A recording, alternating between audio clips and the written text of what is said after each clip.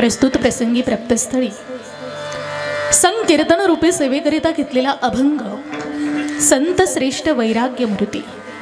तीनही लोकी अमर जयांची कीर्ती, वारकरी संप्रदायाचं कलशस्थान, जयांचे शब्द म्हणजे रत्नांची खाण, जे सर्व साधकांचा कल्पतरू, जे अभंग वाङ्मयाचाही महामेरू असे असलेले अनंत कृपा विभूषित विश्ववंद्य विश्वसंत श्रीमंत संत श्री तुकोबराय यांचा भगवान परमात्म्याच्या स्वभावाचं वर्णन करणारा अत्यंत गोड समर्पक असा अभंग आज या ठिकाणी चिंतनाकरिता घेण्यात आलेला आहे। मला असं वाटतं जगद्गुरु तुकोबरायांच्या दिव्यवाणीला स्पर्श करण्यापूर्वी अल्पसा परिहार देणं वक्त्याचं आद्य कर्तव्य आहे। आणि म्हणून आज या ठिकाणी अखिल कोट ब्रह्मांड नायक अकारण कारण करुणा वरुणालय भक्त वत्सल जगताधार रुक्मिणी प्राण संजीवन श्री पांडुरंग परमात्म्याच्या असीम कृपेद्वारा, विशेषतः जगदंबा मातेच्या कृपा आशीर्वादाने या ठिकाणी असणारं जागृत देवस्थान कोंगाई माता देवस्थान, या कोंगाई मातेच्या कृपा आशीर्वादाने, सकल साधू संतांच्या कृपा आशीर्वादाने, ग्रामस्थ मंडळींच्या सहकार्याने, कोंगाई माता महिला भजनी मंडळाच्या गोड अशा सहकार्याने, त्याचप्रमाणे संपूर्ण महाराष्ट्रभर ज्यांच्या नामाचा उल्लेख आहे, नव्हे नव्हे महाराष्ट्रामधील नामवंत महिला कीर्तनकार, एवढंच नाही दिंडोरी तालुक्याचं भूषण असणाऱ्या आमच्या वैष्णव सखी हरिभक्तपरायण आमच्या सुनीताताई जाधव ताईंच्या माध्यमातून आज मला ह्या ठिकाणी येण्याची संधी प्राप्त झाली आणि तुम्हा सकल मायपित्यांचं दर्शन आज मला ह्या ठिकाणी घडतं आहे। खरं सांगू, हे मी माझ्या अनंत जन्माचं काहीतरी भाग्य आणि पुण्य समजते। आज ह्या ठिकाणी कीर्तनरूपी सेवेसाठी ह्या ठिकाणी उपस्थित असणारी सर्व गुणीजन महाराज मंडळी, या ठिकाणी सर्व थोरातील थोर मंडळी आहे, ज्यांचा गोड असा आवाज आहे, असे असणारे नाशिक जिल्ह्याचे भूषण आमचे गोरख महाराज गतीर। खरं तर माझं परमभाग्य समजते महाराज, माझं सारख्या अल्पज्ञानी पामराच्या कीर्तनाला महाराजांची साथ आहे। या ठिकाणी उपस्थित असणारे आमचे छबू महाराज असतील, त्याचप्रमाणे आमचे परमस्नेही असणारे आमचे अक्षयजी महाराज असतील, आदी करून सर्व महाराज मंडळी, या ठिकाणी उपस्थित असणारी गोड अशी मृदुंगाची साथ ज्यांची लाभते आहे, आमचे महेश महाराज असतील, ह्या बाजूला आमचे माऊली महाराज नाठे असतील, आणि माझा सकल देवरूप श्रोतूवर्ग, सर्वांच्या उपस्थितीमध्ये आपल्याला ही सेवा संपन्न करायची आहे। बघा, जास्त वेळ न घालवता आपण सरळ विषयाकडे वळूया। आज आपण ह्या ठिकाणी अभंग ज्यांचा घेतलेला आहे, आणि महत्त्वाचं म्हणजे ह्या ठिकाणी विश्वगुरु संतश्रेष्ठ निवृत्तीनाथ दादांचा गाथा पारायण, संगीत गाथा पारायण ह्या ठिकाणी चालू आहे, आणि त्या गाथा पारायणाला साथ संगत आमच्या सगळ्या कोंगाई माता भजनी मंडळाची लाभते आहे। हे ह्या सप्ताहाचं खरंच खूप मोठं वैशिष्ट्य आहे। एकदा जोरदार टाळी वाजवा। आणि खऱ्या अर्थाने या ठिकाणी व्यासपीठ चालक जे लाभलेले आहे हरिभक्तपरायण वारकरी भूषण शिवाजी महाराज वाघ जोपूळ चांदवड, त्यांची मी मनापासून खूप खूप त्यांच्या चरणावरती साष्टांग प्रणिपात करते। आज या ठिकाणी अभंग निवड करत असताना अभंग हा जगद्गुरु तुकोबरायांचा निवडला आहे। कदाचित उद्या जर तुम्हाला कुणी भेटलं, कदाचित उद्या सकाळी जर तुम्हाला कुणी भेटलं आणि एखाद्याने विचारलं, अगं मला रात्री कीर्तनाला यायचं होतं, पण काय करावं, घराच्या बाहेर पाऊल टाकणार तेवढ्यात पावसाने जोर धरला, म्हणून मला काही घराच्या बाहेर पाऊल टाकता आलं, पण का गं कालच्या ताईंनी अभंग कोणता घेतला होता, एवढं जर तुम्हाला विचारलं तर सांगता आलं पाहिजे। तुम्ही म्हणाल, ताई एवढं कुठं लक्षात राहतं का, ताईंनी अभंग कुठला घेतला होता? बरं ठीक आहे, अभंग नाही लक्षात राहिला तरी चालेल, पण एक गोष्ट लक्षात ठेवा, आज आपण जो अभंग घेतलाय तो अभंग नेमका कुणाचा आहे एवढं तरी लक्षात ठेवा। अभंग कुणाचा आहे? कुणाचा? तुकाराम महाराजांचा। बस तुमच्या ओठाला जरी तुकाराम महाराज नाव आलं ना तरी जीवनाचं कल्याण आहे। का? कारण तुकाराम तुकाराम नाम घेता हा महिमा आहे तुकोबरायांचा, म्हणून लक्षात ठेवा। अभंग कुणाचा आहे? आणि कोण आहे हे तुकोबराय? ऐका, मराठी मनावरती राज्य करणारा जगविख्यात साधू म्हणजे तुकोबराय.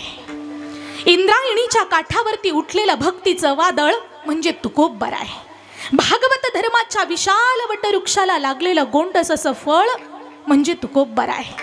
आणि प्रगल्भ बुद्धिवंतांच्या हे बुद्धीला आजपर्यंत न उमगलेलं कोड म्हणजे जगद्गुरु तुकोबराय. साधं सुद्धा व्यक्तिमत्व नाही. अजून पुढे जाऊन बोलते, तुटकी खाट, फुटकाच माठ, गळकच ताट, पण सदेह वैकुंठाची वाट, असा ज्यांचा परमार्थातला थाट ते तुमचे गुरु, माझे गुरु, विश्वाचे गुरु जगद्गुरु तुकोबराय. आणि त्या तुकोबरायांचा अभंग आपण आज सेवेकरिता निवडलाय. कधी कधी खूप कौतुक वाटतं, काय देवाचे उपकार असतील ना आपल्यावरती. देवाने मला महाराष्ट्रासारख्या संस्कृती प्रधान राज्यामध्ये जन्माला घातलाय. पवित्र ते कोळ पावन तो देश, जेते हरीचे दास जन्म घेते, जेते हरीचे दास जन्म घेते. पवित्र ते कोळ पावन तो देश, जेते हरीचे दास जन्म घेते, जेते हरीचे दास जन्म घेते. पवित्र ते कुळ पावन तो देश, जेते हरीचे दास जन्म घेते, जेते हरीचे दास जन्म घेते, जेते हरीचे दास जन्म घेते. पवित्र ते कुळ पावन तो देश, जेते हरीचे दास जन्म घेते, जेते हरीचे दास जन्म घेते, जेते हरीचे दास जन्म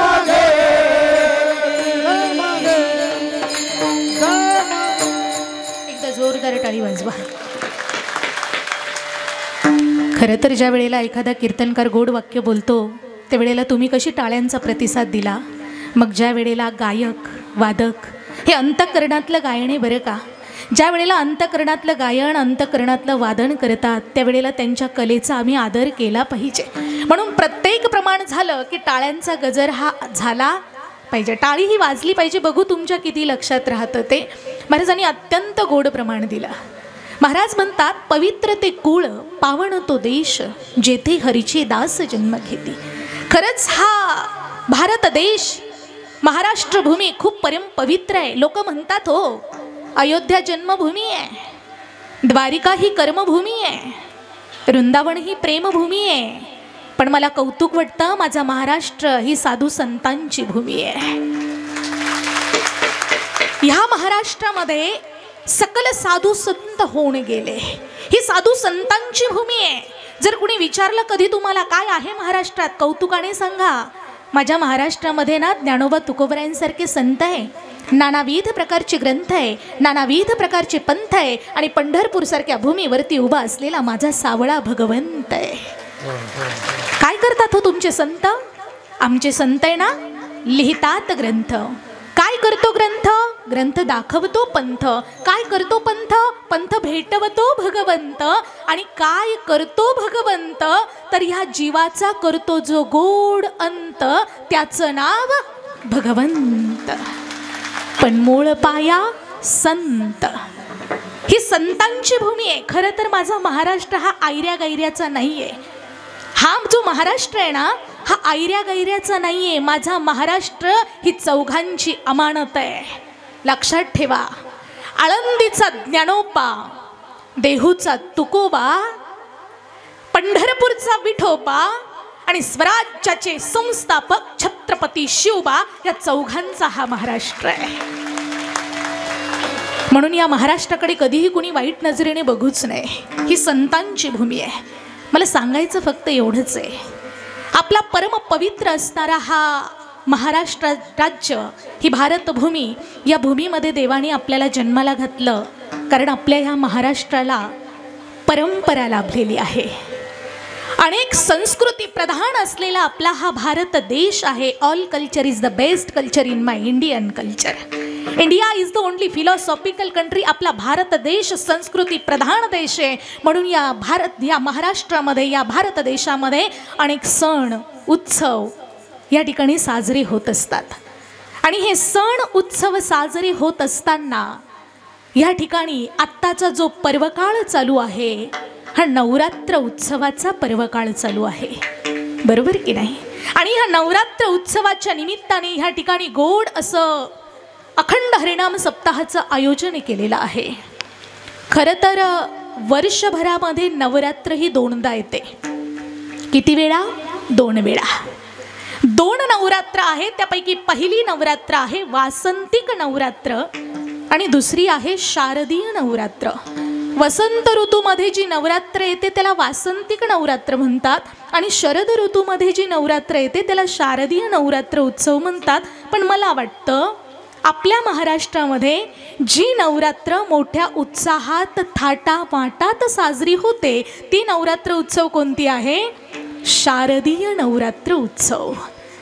आणि हा चालत असलेला स्त्री शक्तीचा जागर या नवरात्र उत्सवामध्ये आम्ही देवी आईच्या 9 रूपाचं दर्शन करतो, बरोबर की नाही? स्त्री शक्तीमध्ये किती ताकद आहे, स्त्रीची शक्ती ही किती अगाध आहे, हे जर सांगायचं झालं ना तर ज्या वेळेला संपूर्ण विश्वावरती ज्या वेळेला संकट आलंय ना त्या वेळेला सकल देवी देवतांनी ब्रह्मा विष्णू महेशाकडे धाव घेतली, बरोबर? आणि ब्रह्मा विष्णू महेशाकडे धाव घेतल्यानंतर ब्रह्मा विष्णू महेशाने सुद्धा संपूर्ण विश्वावरती आलेलं संकट परतवून लावण्यासाठी त्याच शक्तीला प्रगट केलेला आहे. कथाभाग सगळ्यांना माहिती आहे. महिषासुराचा वध करण्यासाठी ज्या वेळेला त्याने संपूर्ण थैमान माजवलं विश्वावरती, त्यावेळेला महिषासुराचा वध करण्यासाठी ब्रह्मा विष्णू महेश यांनी जिला प्रगट केलं ती म्हणजे कोण?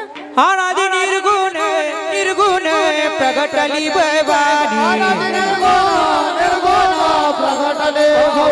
मोह महिषासुर मर्दना लागुनी. विविध तापाची करावया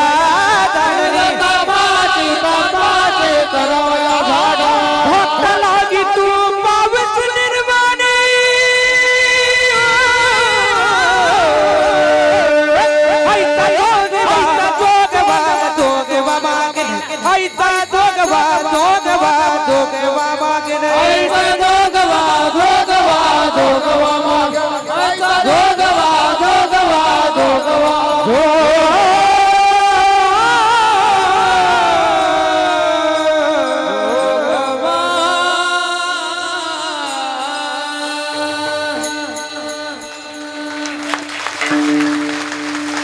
आता कसं आम्हाला बरं वाटतं की नाही? म्हणजे तुम्ही जागे आहात.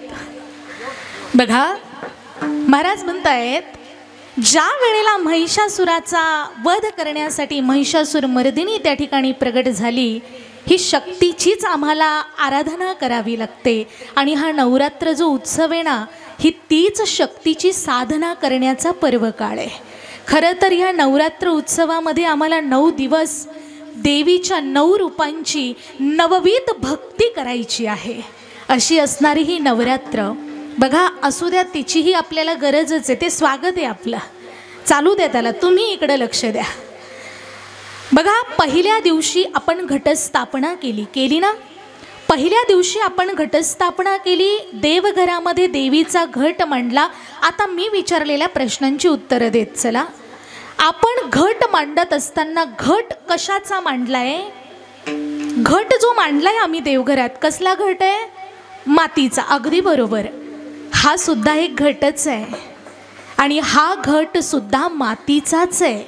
आणि हा घट एक दिवस मातीतच जाणार आहे. शरीराची होय माते, शरीराची होय माते.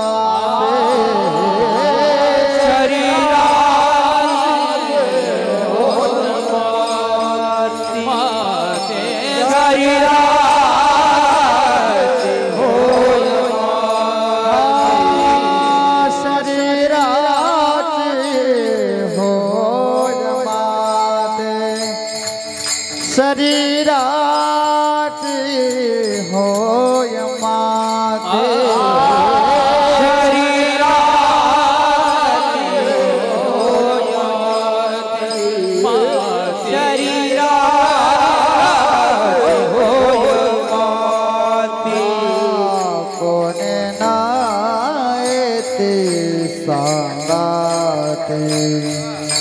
कोण नायते सांगाते शरीराचे होय माते शरीराचे होय माते कोण नाये सांगाते कोण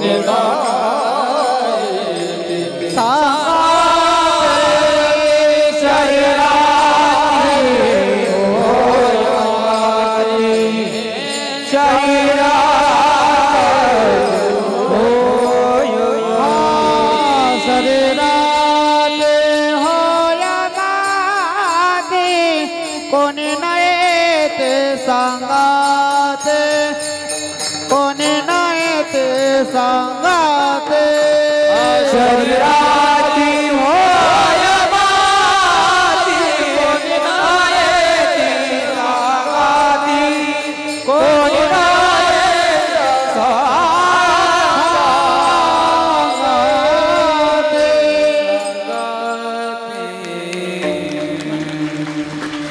महाराज म्हणतात एक दिवस या शरीराची काय होणार आहे? माती होणार आहे. म्हणून हा सुद्धा एक घट आहे. त्या घटामध्ये आम्ही काय टाकतो? पाणी टाकतो, बरोबर की नाही? त्या घटामध्ये आम्ही रोज पाणी टाकतो. ह्या घटात सुद्धा पाणी टाकायचं आहे, पण ह्या घटामध्ये अध्यात्म नावाचं पाणी टाकायचं आहे. देहरूपी घटामध्ये अध्यात्म नावाचं पाणी टाकून जीव नावाचा दिवा आम्हाला तेवत ठेवायचा आहे. आणि जीव नावाचा देवा तेवत ठेवला की हळूहळू त्या मातीमधून एक प्रकारची अंकुर बाहेर निघणार आहे. तेव्हा ती घटस्थापना खऱ्या अर्थाने परिपूर्ण होणार आहे. आम्ही घटस्थापना करतो, 9 दिवस देवीची उपवास करतो, व्रत वैकल्य साधना करतो, परंतु ती घटस्थापना आपल्याला काहीतरी शिकवते. ते आम्ही शिकवून घेतोय का? घटस्थापना आम्हाला काय शिकवते तर ऐका. देवघरामध्ये असणाऱ्या देवीची पूजा जरूर करा, पण चुली समोर राबराब राबणाऱ्या माऊलीला आदर द्यायला विसरू नका. हे घटस्थापना आपल्याला शिकवते. अजून पुढे जाऊन बोलते, देवघरामध्ये असणाऱ्या सरस्वती मातेची पूजा जरूर करा, पण जिच्यामुळे आम्हाला अक्षरांची ओळख झाली, जिने आम्हाला शिक्षणाने समृद्ध केलं, ती सावित्रीमाई फुले, तिचा आदर करायला मात्र विसरू नका. अहो, पत्नी म्हणून, सून म्हणून लोकांचं लेकरू आपल्या घरी आलंय नांदायला, त्याला चांगली वागणूक द्या. हे घटस्थापना आपल्याला शिकवत असते. आम्ही शिकलं पाहिजे, तिच्याकडनं काहीतरी आम्ही शिकलं पाहिजे. अजून पुढे जाऊन सांगायचं झालं, एक वेळ देवघरामध्ये असणाऱ्या देवीची पूजा मागे पुढे करायला झालं तरी चालेल. देवघरामध्ये असणाऱ्या देवीची पूजा करायला मागे पुढे झालं तरी चालेल, पण तुमच्या उदरामध्ये मुलीचा गर्भ असेल तर त्या मुलीला जन्माला येऊ द्या, तिला मारू नका. हे घटस्थापना आपल्याला शिकवते. खरं तर देवी आईची 9 रूप आहे, भगवती मातेची 9 रूप आहे. पहिल्या दिवशी आपण ज्या रूपाचं दर्शन केलं ती शैलपुत्री, दुसऱ्या दिवशी त्या देवी आईच्या रूपाचं वर्णन आपण केलं, दर्शन आपण घेतलं, ती ब्रह्मचारिणी. तिसऱ्या दिवशीची चंद्रघंटा, चौथ्या दिवसाची कुष्मांडा, 5व्या दिवसाची स्कंदमाता, आणि आज मला वाटतं 6वी माळ आहे. आज देवीच्या 6व्या रूपाचं दर्शन आपल्याला झालं. ते 6व्या रूपाचं दर्शन म्हणजे कात्यायनी माता, आणि तिचं दर्शन आज तिच्याबद्दल आपल्याला थोडंसं वर्णन करायचं आहे. बघा, अजून पुढे जाऊन सांगायचं झालं तर ती घटस्थापना, ती देवी आई आम्हाला नेमकं काय शिकवते. जर आम्हाला घरातल्या देवीची जर आत्मसन्मान करता आला तर आपली खऱ्या अर्थाने नवरात्र ही 9 दिवसाची नसणार आहे, ही नवरात्र आपली अहोरात्रीची असणार आहे. घरातल्या स्त्रीचा आम्हाला आत्मसन्मान जपता आला पाहिजे. पटवून देते, ऐका. आपल्या घरामध्ये 12ही महिने वर्षभर एक देवी कार्य करत असते. त्या देवीची अनेक रूप आहेत. पहिलं रूप तुम्हाला सांगते. 9 महिने 9 दिवस तुम्हाला उदरामध्ये ठेवलं. आतून तुम्ही तिला लाथा मारल्या तरी सुद्धा आनंदाने जिने पोटावरनं मायेचा हात फिरवला ती तुमची माझी आई. हे सुद्धा एक भगवतीचंच तर रूप आहे. लहान असताना जिने तुमचा बोट धरला, तुम्हाला शाळेच्या गेटपर्यंत नेऊन सोडवलं. नव्हे जिने स्वतःच्या हातामध्ये असणारं चॉकलेट सायंकाळी घरी आणलं, चॉकलेटचे 2 भाग केले, मोठा भाग आपल्या दादाच्या हातात दिला, छोटा भाग स्वतःला ठेवला, ती तुमची माझी बहीण. ही सुद्धा भगवतीचंच एक रूप आहे. लहान असताना जिने आपल्याला तिच्या मांडीवरती लहान असताना खेळवलं, छोट्या छोट्या गोष्टी जिने आपल्याला शिकवल्या, ती तुमची माझी आजी. ती सुद्धा एक भगवतीचंच रूप आहे हो. आणि खऱ्या अर्थाने तुमच्या उंबरठ्यावरचं माप ओलांडून तुमच्या घरामध्ये येऊन पतीवरती आलेल्या प्रत्येक संकटाला ढाल बनून उभी राहिली ती तुमच्या घरातली तुमची अर्धांगिनी, तुमची बायको. ही सुद्धा भगवतीचंच एक रूप आहे. आणि ज्या दिवशी हे वर्तुळ संपूर्ण होईल ना, ज्या दिवशी हे वर्तुळ परिपूर्ण होईल, त्या दिवशी अंतिम क्षणाला आपले दोन्ही हात पसरवून जी तुम्हाला तिच्या कुशीत घेऊन तुम्हाला आलिंगन देणारे, ती म्हणजे ही धरणी माता. ही सुद्धा भगवतीचंच एक रूप आहे. म्हणून लक्षात घ्या, ज्या दिवशी आम्हाला हे भगवती मातेचं रूप कळेल ना, त्या दिवशी नवरात्र 9 दिवसाची नाही, अहोरात्र ती देवी आई आमच्या घरामध्ये असणार आहे. म्हणून स्त्रीचा आत्मसन्मान आपण केला पाहिजे.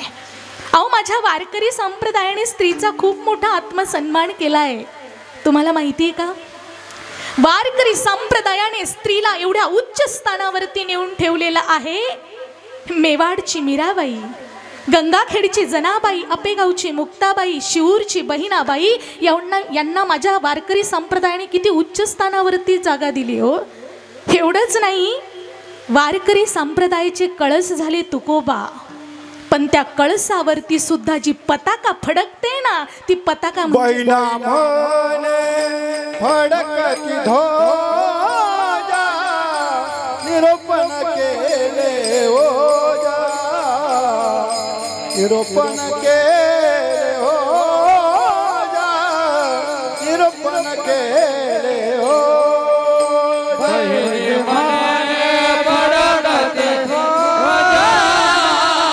निरूपण केले ओजा, निरूपण केले ओजा, निरूपण केले ओजा. बहिणी माळे फडकती ध्वजा, निरूपण केले ओजा, निरूपण केले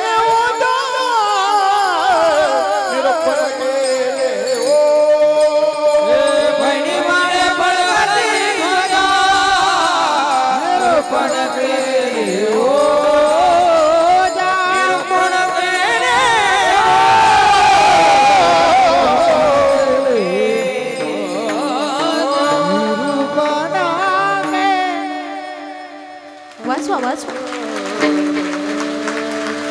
पताका जर कोण झाली असेल तर ती माझी बहिणाबाई झाली. वारकरी संप्रदायाने स्त्री शक्तीचा आदर केला आणि तोच आज स्त्री शक्तीचा जागर या दिंडोरी नगरामध्ये अतिशय उत्साहात थाटामाटात या ठिकाणी तो जागर संपन्न होतो आहे. अहो, एवढंच नाही, माझ्या सर्व संत मंदियाळींनी सुद्धा देवी आईचा जागर केलाय. जागर नाही, गोंधळ मांडलाय सर आधी करून सर्व संतांनी. आज या ठिकाणी दिंडोरीकरांनी या ठिकाणी स्त्री शक्तीचा देवी आईचा गोंधळ मांडण्याकरिता या ठिकाणी सुंदर अशा मंडपाची व्यवस्था केली. पण माझ्या संतांनी ज्या वेळेला देवी आईचा गोंधळ मांडला त्यावेळेला मंडप कोणता वापर? स्वर्ग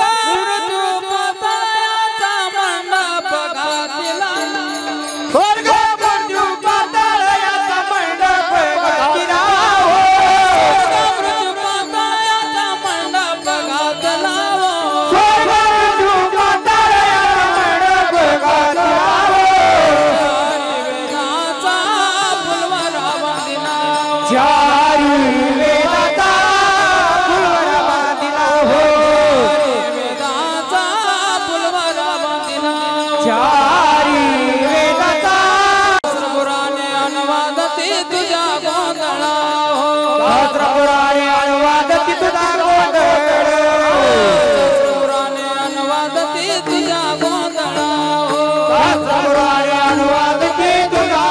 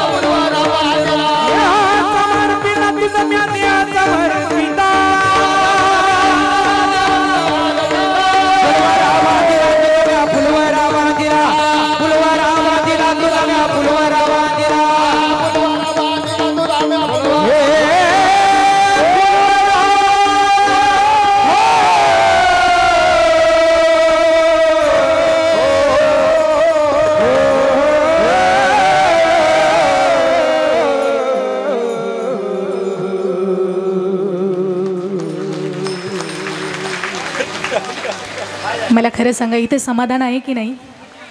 खरं समाधान इथे आहे, खरा आनंद मात्र ह्या ठिकाणी आहे. त्यांनी पण धूर काढलं. इकडे बघा महिला मंडळ, खरं सांगू का इथं समाधान आहे. कोणतं समाधान?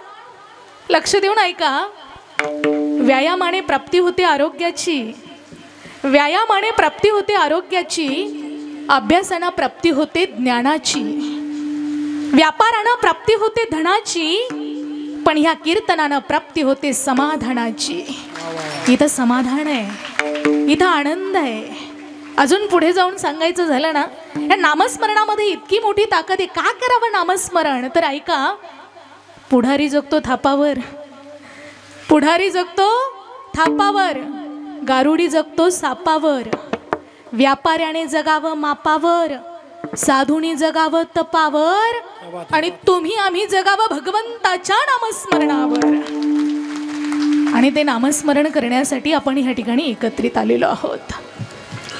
गोड असा देवी आईचा ह्या ठिकाणी गोंधळ मांडलेला आहे. आणि हा गोंधळ मांडत असताना त्या भगवंताची अनेक रूपं आमच्या डोळ्यापुढे उभे राहत आहेत. साधू संतांनी जी रूपं डोळ्यापुढे ठेवली, साधू संत म्हणतात, पांडुरंग परमात्म्याची केलेली सेवा माझ्या भगवती आईच्या चरणावरती समर्पित होते. आणि भगवती आईची केलेली सेवा माझ्या पांडुरंग परमात्म्याच्या चरणावरती समर्पित होते. माझा पांडुरंग परमात्मा आणि जगदंबा माता काही वेगळी नाही आहे, देव एकच आहे. मी नेहमी सांगते, देव हा एकच आहे, त्याची रूप मात्र अनेक आहे. ती रूप सुद्धा त्याने आपल्यासाठी धारण केलेली आहे. कधीतरी तो कुणासाठी राम झाला, कधी कधी तो कुणासाठी कृष्ण झाला, कुणासाठी विठ्ठल झाला, कुणासाठी भोळा महादेव झाला, कुणासाठी जगदंबा झाला, कुणासाठी तो रेणुका झाला, कुणासाठी तुळजाभवानी झाला, कुणासाठी तो गणपती बाप्पा झाला. पण तो एकच आहे. भगवान परमात्मा एकच आहे. पण प्रत्येक व्यक्ती आपल्या अंतःकरणामध्ये काहीतरी द्वैत ठेवतो आणि द्वैत ठेवून भगवंताची साधना करतो. कोणी जगदंबा मातेची साधना करतं, तर कोणी श्री पांडुरंग परमात्म्याला स्मरतो. एवढंच नाही, कोणी भगवान भोलेनाथाची सेवा करतो, तर कोणी गणपती बाप्पाला शरण जातो.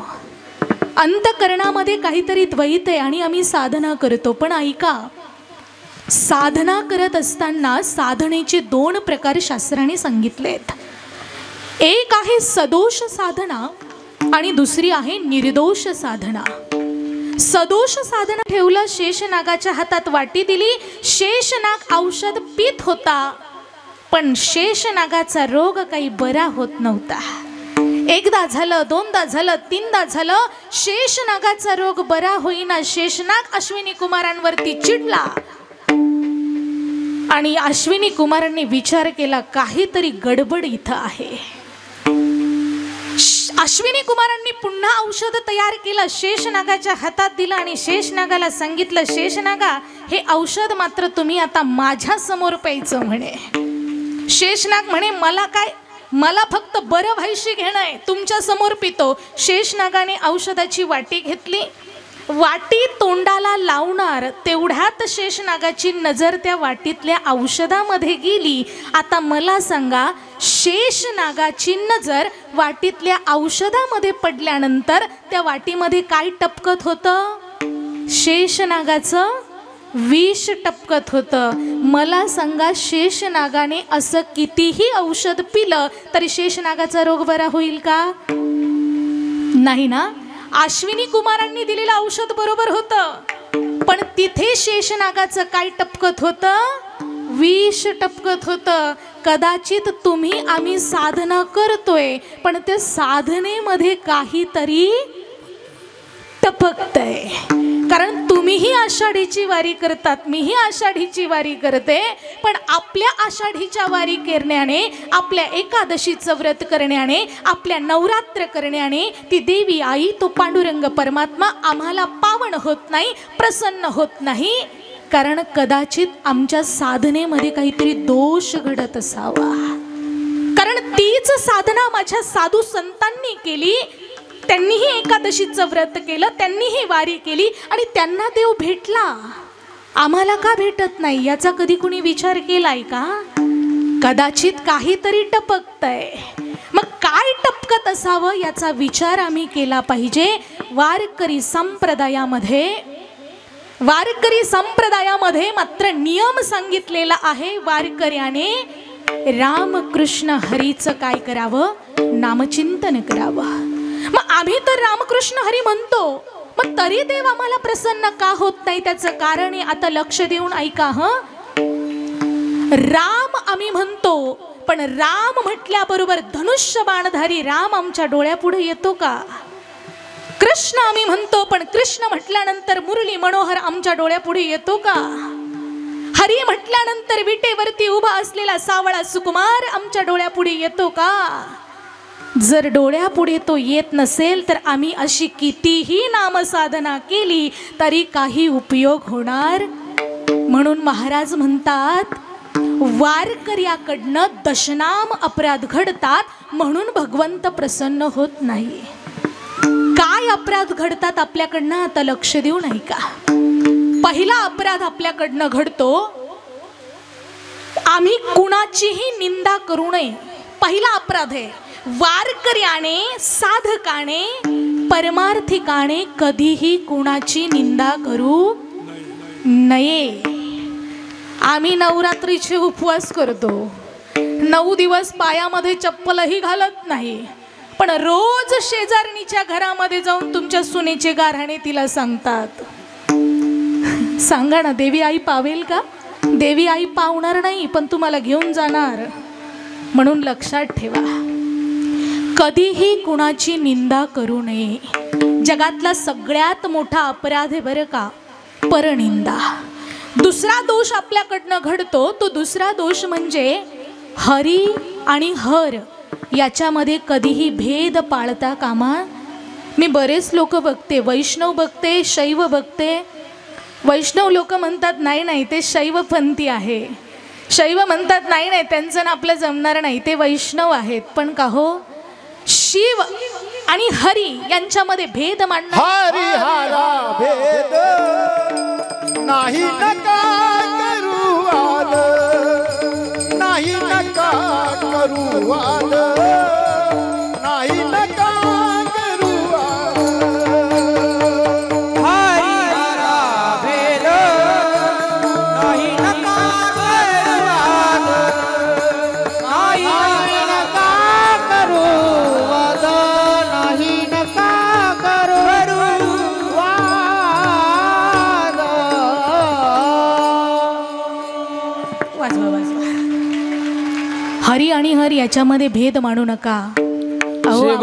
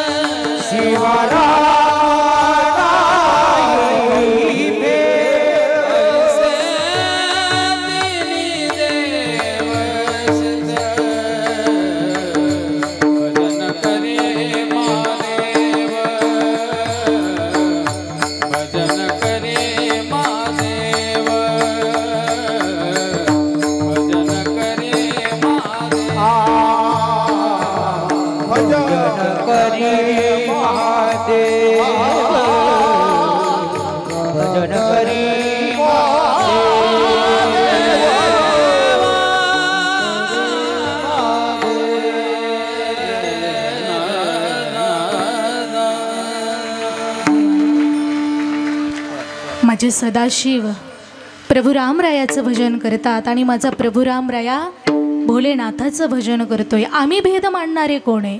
अजूनही ज्याला हरिहरातला भेद जो मानत असेल ना, त्याची भक्ती शून्य आहे.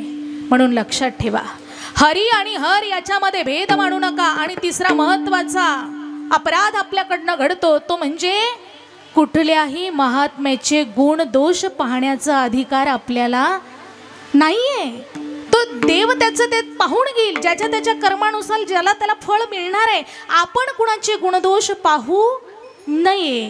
हे 3 अपराध आपल्याकडनं घडतात, म्हणून भगवंत आपल्याला प्राप्त होत नाही. ज्या दिवशी आम्ही आमच्या साधनेतले हे 3 अपराध काढून टाकू, त्या दिवशी देव आपल्या भक्तीचा वेडापिसा होईल. देवाला आपल्या भक्तीचा वेडापिसा करण्याची ताकद आपल्या भक्तीमध्ये आहे. तुम्ही म्हणाल कसं काय? ऐका, आपण देवाची भक्ती करतो, आपण पंढरपूरची वारी करतो, ही आपली भक्ती आहे. पण पंढरीचा पांडुरंग परमात्मा येऊन आपल्याला भेट देत असेल तर ती भक्तीची पराकाष्ठा आहे. त्याला म्हणतात भक्तीची पिस देवाला लागणं. आणि अशा अनेक भक्तांच्या भक्तीची पिस माझ्या भगवान परमात्म्याला लागली आणि भक्तीने वेडा पिसा झालेला माझा भगवंत भाविक झाला. आणि त्या भाविक असणाऱ्याच देवाचं वर्णन अतिशय गोड भाषेमध्ये लढिवाळपणे माझ्या तुकोबरायांनी अभंगाच्या प्रथम पाहणे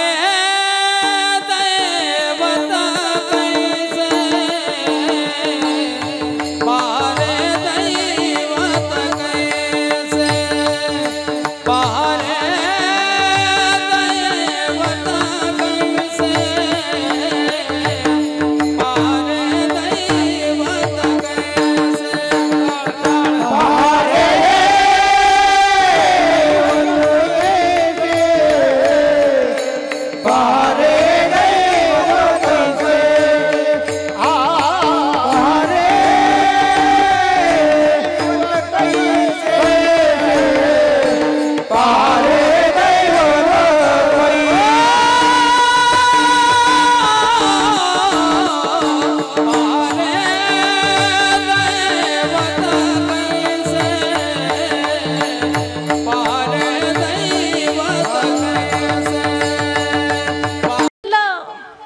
आणि कासारीनबाईचं रूप घेऊन कृष्ण कन्हैया डुलत डुलत गोपिकांच्या वाड्यात गेला. सासवा बसलेल्या होत्या दारात. सगळ्यांची नजर त्या कासारीनबाईकडे गेली आणि कासारीनबाईकडे नजर गेल्यानंतर एक सासू म्हणू लागली, अगं ही कुठली कासारीनबाई आपल्या वाड्यात आल्या म्हणे, आजपर्यंत कधी हिला पाहिलंच नाही. दुसरी म्हणती, अगं कुठली का असे ना, पण कासारीनबाई दिसायला काय सुंदर आहे, काय रूपवान आहे. तिसरी म्हणती, अगं जर तीच इतकी रूपवान आहे तर तिच्या टोकरीतल्या बांगड्या किती सुंदर असतील ना. अगं वेळ काय घालवताय, बोलवा बोलवा, नवरात्रीचा उत्सव चालू आहे, हातामध्ये चुडा भरणं गरजेचं आहे. एका सासवानी कासारीनबाईला हाक मारली आणि कासारीनबाई गालातल्या गालात हसू लागली. मला लाकडं घेऊन मारायला बसल्या होत्या काय, आता कशा मला बोलवताय. डुलत डुलत कासारीनबाई सासवांजवळ गेली. डोक्यावरची टोकरी खाली ठेवली आणि टोकरीतल्या बांगड्या सासवांनी पाहिल्या आणि सासवा म्हणू लागल्या, अगं आपण काय म्हाताऱ्या, पण आपल्या ज्या नवतरुण सुना आहे त्यांच्या हातामध्ये नवरात्रीचा चुडा भरणं फार गरजेचं आहे. चला चला, आपण सगळ्यांनी आपापल्या सुनांना बाहेर बोलावून आणा. सगळ्या सासवा गेल्या, सुनांना बाहेर आणलं. सगळ्या सुना कासारीनबाईच्या समोर बसल्या. सासवा म्हणू लागल्या, सुनबाई कुठल्या रंगाच्या बांगड्या भरायच्या. सुनबाई म्हणू लागल्या, आत्याबाई आम्हाला लालही रंग नको, आम्हाला हिरवाही रंग नको, आम्हाला एकच रंग पाहिजे आणि त्या रंगाचं नाव आहे श्यामरंग. श्याम रंगाच्या दिवाण्या झालेल्या माझ्या गोपिकांसाठी माझ्या कृष्ण परमात्म्याने बलिहारी म्हणजे कासारीनबाईचं सुद्धा रूप घेतलं. बलिहारी का वेश बनाया, श्याम चूड़ी बेचने आया. बलिहारी का वेश बनाया, श्याम चूड़ी बेचने आया. बलिहारी का वेश बनाया, श्याम चूड़ी बेचने आया. बलिहारी का वेश बनाया, श्याम चूड़ी बेचने आया. चूड़ी लाल नहीं पहनो, चूड़ी हरी नहीं पहनो. चूड़ी लाल नहीं पहनो, चूड़ी हरी नहीं पहनो. चूड़ी लाल नहीं पहनो, चूड़ी हरी नहीं पहनो. चूड़ी लाल नहीं पहनो, चूड़ी हरी नहीं पहनो. श्याम रंग ही भाया, श्याम चूड़ी बेचने आया. बलिहारी का वेश बनाया, श्याम चूड़ी बेचने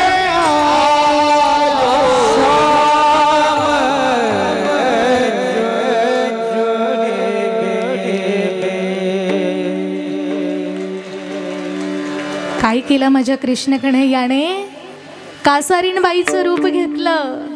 मी सुरुवातीलाच सांगितलं त्याला सगळी रूपं घेता येतात, सगळी रूपं घेता येतात. त्याला कधी कधी देवी आई पण होता येतं आणि त्याला कृष्ण कन्हैया बी राहता येतं. सगळी रूपं धारण करता येतात. गोपिकांनी ज्या पद्धतीने बोलावलं त्या पद्धतीने कधीतरी जर आपणही देवाला पाचारलं ना तर देव आपल्यासाठी नक्की धावत येईल. वाट पाहतोय तो, अहो बसलेला सुद्धा नाही येतो, विटेवरती उभा आहे. हो 28 युगांपासून जो विटेवरती उभा आहे आणि वाट पाहतोय माझ्या भक्ताने मला बोलवावं आणि मी माझ्या भक्तासाठी धावत पळत जावं. भाविकासाठी ओ भाविकासाठी ओ भाविका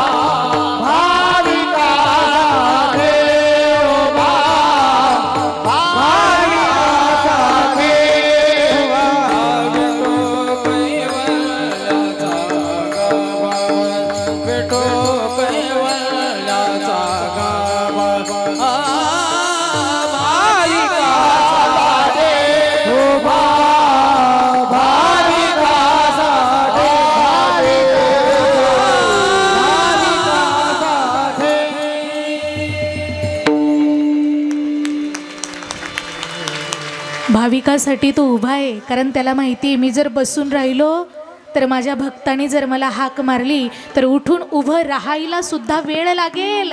म्हणून नको बाबा, माझ्या भक्तासाठी मी बसत सुद्धा नाही, माझ्या भक्तासाठी मी उभाच आहे. त्याने बोलवावं आणि मी धावत पळत जावं, यासाठी माझा देव उभा आहे. हो, उभा येतो. बोलवा तुम्ही, बोलावल्याबरोबर धावत येतो. पाचारिल्या सरीसे पावे ऐसे सवे बराडी. बरं ठीक आहे, तुकोबराया तुम्ही म्हणताय गोप गोपिकांनी बोलावलं तो आला, द्रौपदी मातेने बोलावलं तर तो वस्त्र रूपाने आला, अजामेळ्याने बोलावलं तो आला, गजेंद्रासाठी तोही आला, अनेकांसाठी तो आला. पण का हो, तो जे रूप धारण करतो त्यामध्ये अशी आगळी वेगळी पण रूप धारण करतो का? तुकोबराय म्हणतात हो हो, वाळलेल्या लाकडातून सुद्धा तो बाहेर येतो. हो, कुणासाठी आला वाळलेल्या लाकडातून? भक्त प्रल्हादासाठी, ज्याने नरसिंह अवतार धारण केला आणि वाळलेल्या लाकडातून प्रकट झाला. शुष्क काष्ट गुरुगुरी लाज हरी न धरिता. भक्त प्रल्हादासाठी कुठलीच लाज धरली नाही हो माझ्या देवाने. तो पाहत नाही मी कोणता अवतार धारण करतोय, नाही, नरसिंह अवतार धारण केला आणि भक्त प्रल्हादासाठी माझा भगवान परमात्मा प्रगट झाला. बरं ठीक आहे तुकोबराय, भक्त प्रल्हादासाठी वाळलेल्या लाकडातून देव प्रकट झाला, पटलं आम्हाला, पटलं. पण का हो तुकोबराय, आजपर्यंत आम्ही देवाला शिवतत्वामध्ये पाहिलं, पुरुष तत्वामध्ये पाहिलं आणि शक्ती तत्वामध्ये पाहिलं, बरोबर. आजपर्यंत आम्ही भगवान भोलेनाथाला पाहिलं शिवतत्व आणि जगदंबा मातेचं तत्व शिवशक्ती, जगदंबा मातेचं शक्ती तत्व पाहिलं. शिव वेगळा आणि शक्ती वेगळी. आजपर्यंत ही दोन रूप आम्ही वेगवेगळी पाहिलेली आहेत. पण तुकोबाराया, आता आम्हाला ही दोन्हीही रूप एकत्र पाहायची आहे. देवाचं असं एखादं रूप आहे का हो जिथे शिवही आहे आणि शक्तीही विराजमान आहे? तुकोबाराय म्हणतात आहे. काय आहेच. आणि ते रूप जर कोणतं असेल तर ते रूप आहे अर्धनारेश्वरीचं रूप आहे. तुका म्हणे अर्धनारी, तुका म्हणे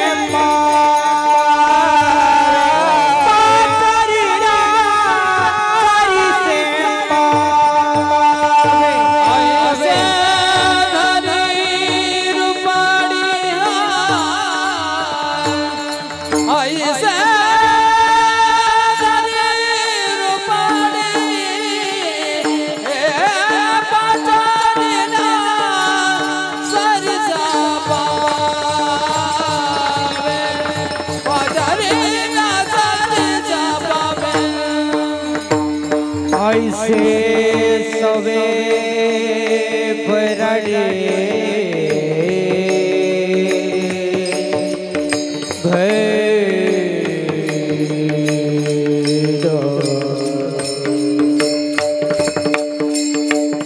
ऐसे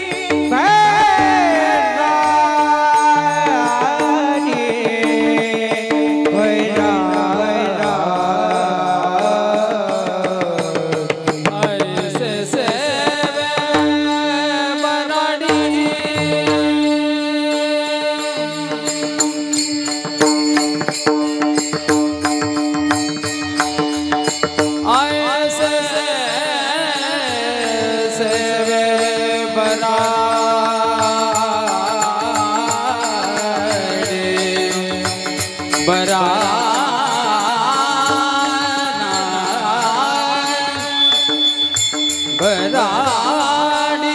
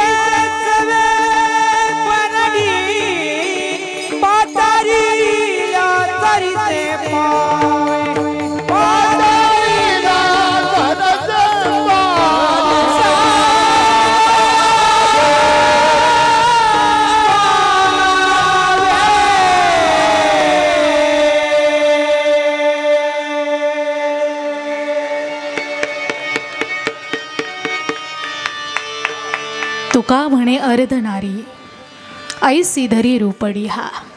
एकदा वारकरी संप्रदायाच्या नियमाप्रमाणे सर्वांनी एकदा शेवट मोठ्या प्रेमाने हात वरती करायचेत सगळ्यांनी, आणि अगदी अंतःकरणापासून त्या माझ्या विठुरायाचं पांडुरंग येऊन शिव अर्धनारेश्वरीचाच एक साक्षात्कार प्राप्त झालेले एक शिवशक्तीचाच अवतार आम्ही ज्यांना मानतो असे असणारे गुजरात राज्यामधील डांग जिल्ह्यातील आहावा तालुक्यातील एक छोटंसं खेडगाव बिलमाळ आहे.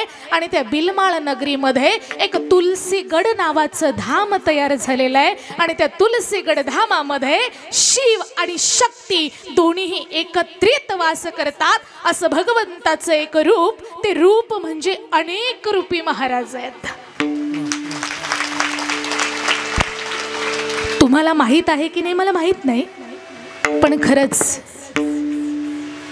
ज्याला काशीच्या विश्वेश्वराचं आणि पंढरपूरच्या पांडुरंग परमात्म्याचं ज्याला एकाच ठिकाणी दर्शन घ्यायचं असेल ना, त्याने जावं एकदा तुलसीगडावरती. माझ्या गुरुमाऊलींमध्ये कुणाला काय दिसत असेल मला माहीत नाही. ज्याची त्याची भावना आहे, ज्याची त्याची साधना आहे, मी सुरुवातीलाच सांगितलं.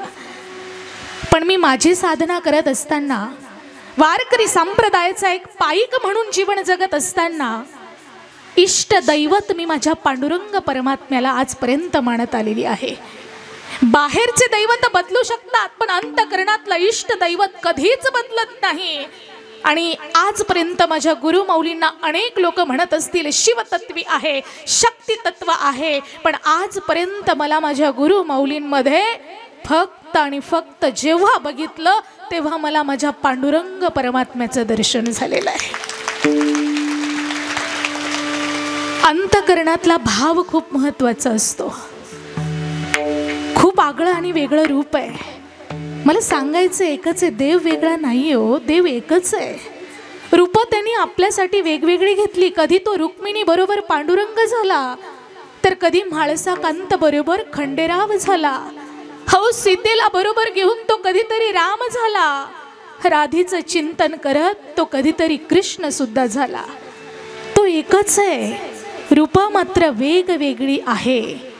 म्हणून मला सांगायचं फक्त एक आहे, देवाची अनेक रूप आहे, कुठलं तरी एक रूप आपल्या अंतःकरणामध्ये ठसवा आणि साधना करा. साधनेतला दोष काढून टाका. साधनेतला दोष काढून टाकला की तुमच्या भक्तीची पिसं देवाला लागतील आणि बस देवाला भक्तीची पिसं लागली की देव तुमच्यासाठी धावत पळत येईल. हाच या अभंगाचा एक फार मोठा सारांश आहे, दुसरं काही नाही. आज या ठिकाणी खरं तर चालत असलेला हा नवरात्र महोत्सव आणि या महोत्सवामधली आजची ही 6व्या दिवसाचं कीर्तनरूपी पुष्प आहे. आणि हे 6व्या दिवसाचं कीर्तनरूपी पुष्प गुंफत असताना खरंच मला कौतुक वाटतंय तुम्हा लोकांचं. वातावरणाचा जर विचार केला ना, बाहेरचं इथलं वातावरण तर खूप गोडे हो, बाहेरच्या वातावरणाचा जर विचार केला तर असल्या वातावरणामध्ये सुद्धा भक्त ह्या ठिकाणी बसतोय. हा फक्त भक्त नाहीये, हा भगवंताचा लाडका भक्त आहे. नव्हे नव्हे माझ्या कोंगाई मातेची लाडकी भक्त आहे या ठिकाणी सगळे बसलेले. कारण एवढ्या वातावरणामध्ये कोणी म्हटलंच तरी कशाला जायचं, एवढा पाऊस चालू आहे, घरामध्ये मस्त आरामशीर बसूयात, काय काम आहे त्या ठिकाणी जायचं. पण नाही, अंतःकरणामध्ये असणारा भाव तुम्हाला या ठिकाणी खेचून घेऊन आला. आणि मलाही वाटलं नव्हतं सुरुवातीला एवढा पाऊस चालू झाला, मला वाटलं आता कसली सेवा होते. पण कोंगाई माता येते, देवी आई येते, तिने करून घेतली, आपण केली नाही, तिने करून घेतली. अहो तिने सुद्धा तिची हजेरी लावली. या पावसाच्या रूपामध्ये ती सुद्धा हजेरी लावायला आजच्या कीर्तनाला उपस्थित झाली, म्हणून तिचे सुद्धा आपण खूप आभार मानले पाहिजे. आज या ठिकाणी कीर्तनरूपी सेवेला ज्यांची गोड अशी साथ संगत लाभली, मी तर नेहमी सांगते कीर्तनकाराचं काम 20% आहे, कीर्तनकाराचं काम 20%, बाकीचं 80% काम यांचं आहे. 80% साथ गोड मिळाली तर ह्या 20%ला काहीतरी महत्त्व प्राप्त होतं. आणि आज ती साथ इतकी गोड मिळाली, ज्यांनी ह्या कीर्तनरूपी सेवेमध्ये रंग भरण्याचं काम केलं अशी असणारी सर्व भजनी मंडळ, त्यामध्ये उत्कृष्ट अशी दोन्हीही मृदुंगाचार्य महाराज. मी सुरुवातीलाही बोलले, हे दोन्हीही मृदुंगाचार्य महाराज लोकांना पाहायला ऐकायला साधारण वाटतं, पण एक गोष्ट सांगू तुम्हाला, एक वेळ मुखाने विठ्ठल विठ्ठल बोलायला लावणं सोपं आहे, पण या मेलेल्या जनावराच्या कातड्यालाही विठ्ठल विठ्ठल बोलायला लावतात ना, ते ह्या मृदुंगाचार्य महाराजांच्या कलेची साधना आहे. हे तप आहे, अनेक वर्ष त्या ठिकाणी तपश्चर्या करावी लागते, प्रॅक्टिस करावी लागते, मग माऊलींचा कृपाप्रसाद मिळतो. आणि मग एकदा की कृपाप्रसाद मिळाला की मग माऊली काही कमी करत नाही. आणि म्हणून आज हे दोन्हीही महाराज मंडळी, आमचे महेश महाराज असतील, खूप खूप महाराज तुमचे आभार. या ठिकाणी आमचे माऊली महाराज नाठे असतील, त्यांचेही मनापासून आभार. त्याचप्रमाणे या ठिकाणी उपस्थित असणारे संपूर्ण महाराष्ट्रभर ज्या घराण्याच्या नावाचा उल्लेख केला जातो, मुंडेगाव म्हणजे फुलं उमलत असताना एक अतिशय सुंदर असं परमार्थिक भगवंताची निस्सीम भक्ती करणारं एक फूल उमललेलं आहे, ते म्हणजे आमचे गोरख महाराज गतिरे. तुमचं भाग्य आहे, नवरात्राच्या उत्सवामध्ये महाराज तुम्हाला लाभले. आणि माझंही भाग्य समजते मी, आज माझ्या कीर्तनात त्यांची साथ मिळाली. महाराज तुमचे मनापासून आभार. त्याचप्रमाणे इकडे असणारे आमचे छबू महाराज असतील. पण महाराज तुम्हाला पाहिल्यानंतर मला एक गोष्ट आठवली, ज्या ज्या ठिकाणी तुम्ही असतात त्या ठिकाणी पाऊस येतोच. एका ठिकाणी तर आम्हाला असं झालं, गंगापूर बरोबर, अहो लाईटही गेली, पाऊसही जोराचा चालू, आणि गावकरी म्हणे कीर्तन झालंच पाहिजे. अहो बॅटरी लावून आम्ही कीर्तन केलंय महाराज. छान अशी छबू महाराजांची साथ. महाराज तुमच्या चरणावरती साष्टांग प्रणिपात. त्याचप्रमाणे अतिशय गोड सोज्वळ माझ्यावरती बंधुवत प्रेम करणारे, आमचे परमस्नेही असणारे, ज्यांचा अतिशय स्वभावही गोड, आवाजही गोड, वागणंही ज्यांचं गोड आहे, असे आमचे अक्षयजी महाराज. महाराजांसाठी एकदा जोरदार टाळ्या. खूप गोड व्यक्तिमत्व आहे बरं का. मी खरं सांगू, मला फारसं कौतुक कोणाचं करता येत नाही, पण ही मंडळीच अशी आहे ना, आपोआप ते बाहेर पडतंय. नाहीतर मला कौतुक करणं जमतच नाही. पण ही मंडळीच खरंच अशी आहे की आपोआप ती सरस्वती माताच जणू काही ती वधवून घेते. म्हणून सर्वांचे आभार. ज्ञात अज्ञात महाराज मंडळी आहेत, त्यांचेही आभार. त्या आमच्या रंजनाताई ह्या ठिकाणी उपस्थित आहेत, त्यांचेही मनापासून खूप खूप आभार. खूप भक्तीमध्ये तल्लीन असणारे आमच्या रंजनाताई आहेत. आणि सगळी कोंगाई माता भजनी मंडळ बरं का, सर्वांचे मनापासून आभार व्यक्त करते. आणि एकदा विशेषतः या ठिकाणी हार्मोनियमची साथ देणारे अमोल महाराजांसाठी अत्यंत गोड महाराजांनी हार्मोनियमची साथ दिली. महाराजांसाठी खूप खूप टाळ्या. त्याचप्रमाणे आमच्या विणेकरी आईसाहेब, दोन्हीही आईसाहेब, मी तुमच्या चरणावरती साष्टांग प्रणिपात करते. आणि एकदा सर्वात जास्त टाळी ज्यांच्यासाठी वाजवायची आहे त्या म्हणजे आमच्या सुनीताताईंसाठी. एकदा जोरदार टाळी वाजवा. तुम्हाला सांगू, हे जे कार्य त्यांनी हाती घेतलंय ना, त्यांच्या मार्गदर्शनाखाली हा सप्ताह चालतोय. वाटतं तेवढं सोपं नाहीये बरं का हे कार्य करणं, तेही नवरात्र उत्सवामध्ये हे कार्य ताईंच्या हातून घडतंय. ताई, खरंच तुमचं खूप मोठं भाग्य आहे. आणि ताई, मी खरंच तुम्हाला भाग्यवान समजेल, तुमच्या पाठीमागे एवढा समाज उभा आहे. नाहीतर शक्य नाही आहे. पाठीमागं 10 लोकसुद्धा उभं राहणं शक्य नसतं.